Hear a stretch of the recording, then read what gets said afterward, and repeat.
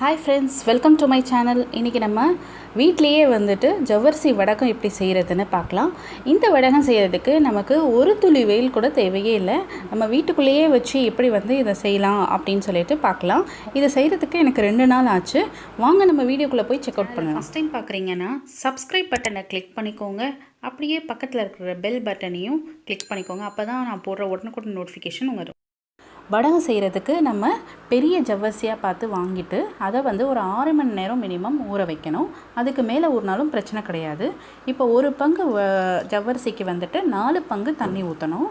So 1:4 ரேஷியோவில் நம்ம வந்துட்டு அதை வந்து எடுத்துக்கணும். ப்ளஸ் அது ஊறும் போது யூஸ் பண்ண அந்த தண்ணி வந்து அது ஒரு பங்கு வரும். ஸோ மொத்தமாக டோட்டலாக 1:5ன்ற மாதிரி கணக்கு வரும். ஸோ இப்போ வந்து நான் வந்து அதே மாதிரி ஒரு அளவு தான் எடுத்திருக்கேன். எனக்கு கொஞ்சம் அதிகமாக வேணுன்றனால அதிகமாக எடுத்துகிட்டு அதை வந்து நல்லா பாயில் பண்ணி எடுக்க போகிறேன். ஸோ ஃபஸ்ட்டு இந்த மாதிரி கொஞ்சமாக உப்பு மட்டும் சேர்த்துட்டு நீங்கள் பாயில் பண்ணி எடுத்துருங்க. அது எந்த மாதிரி பதத்தில் வரணும்னா கண்ணாடி பதத்தில் வர வரைக்கும் நீங்கள் வந்து இப்படி கிண்டி விட்டுட்டே இருங்க. இப்போ பார்த்திங்கன்னா கொஞ்சம் கொஞ்சமாக கண்ணாடி பதம் வருது. ஸோ நல்லா கண்ணாடி பதம் வந்ததுக்கப்புறமா நம்ம வந்து ஆஃப் பண்ணிவிட்டு ஆற விட்டதுக்கப்புறமா நம்ம வந்து மிக்ஸி ஜாரில் போட்டு அரைச்சி எடுத்துடலாம். ரொம்ப பேட்சாக அந்த மாதிரி அரைச்ச உடனே இந்த மாதிரி ப்ளெயினாக இருக்கும். இதில் வந்து நம்ம சீரகம் மட்டும் போட்டுக்கலாம். அவ்வளோதான். நமக்கு வந்து இதே மாதிரி பேட்சாக அரைச்சி சீரகம் போட்டு ரெடி பண்ணிடுங்க. இப்போது இதுக்கு வந்து ஃப்ளேவர் ஆட் பண்ணுறதுக்காக நான் 2 ஃப்ளேவர் பண்ணியிருக்கேன். ஒன்று வந்து பச்சை மிளகா, புதினா, கருவேப்பிலை 3த்தையும் அரைச்சி எடுத்து வச்சுருக்கேன். இன்னொன்று வந்து கருவேப்பிலை, சில்லி ஃப்ளேக்கு இது மாதிரி 2த்தையும் அரைச்சி வச்சுருக்கேன். இப்போ மாதிரி உங்களுக்கு என்ன வேணும், ப்ளெயினாக வேணும்னா கூட நீங்கள் ப்ளெயினாக கூட பண்ணிக்கலாம். நான் ஜஸ்ட் வந்து டேஸ்ட்டாக இருக்கும்னு சொல்லிட்டு தான் இந்த மாதிரி ஒரு ஃப்ளேவர். காரம் விரும்புகிறவங்க அந்த மாதிரி பண்ணிக்கலாம். ஸோ இது மாதிரி இதை வந்து நீங்கள் எப்போவுமே கொரப்பாகவே அரைச்சி வச்சுக்கோங்க. அப்போ தான் வந்து விசிபிளாக இருக்கும். நீங்கள் அரைச்சி முடிச்சதுக்கப்புறமா 2 பேட்சாக பிரித்து நான் அந்த 2 ஃப்ளேவரையும் தனியாக வந்து கலந்து வச்சுக்கிட்டேன். ஸோ கலந்து வச்சதை ஒவ்வொரு ஃப்ளேவரையும் நான் வந்து கொஞ்சம் கொஞ்சமாக ஊற்ற ஆரம்பிக்கிறேன். ஸோ ஊற்றுறதுக்கு வந்து நீங்கள் ஃப்ரீ ஹேண்டாகவே ஊற்றலாம். ஆனால் உங்களுக்கு ஷேப்பாக வேணும் அப்படின்னா மட்டும் இந்த பேங்கிள்ஸ் வச்சு ஊற்றிக்கலாம். நான் உங்களுக்கு காமிக்கிறதுக்காக தான் எடுத்தேன்.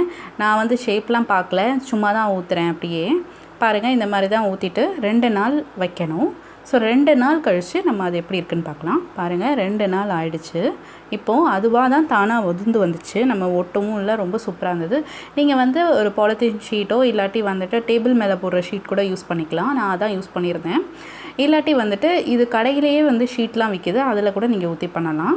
பாருங்கள், சூப்பராக நமக்கு வந்து வடகம் வந்து ரெடி ஆகிடுச்சு. ஒன்று தான் நீங்கள் வந்து கவனிக்க வேண்டியது என்ன அப்படின்னா, திக்காக இருக்கணும், ரொம்ப தண்ணியாக இருக்கக்கூடாது வடகம். அப்போ தான் வந்து நமக்கு நல்லாயிருக்கும். வாங்க இப்போ நம்ம வந்துட்டு இதை எப்படி இருக்குதுன்னு சொல்லிட்டு பொரித்து பார்த்துடலாமா?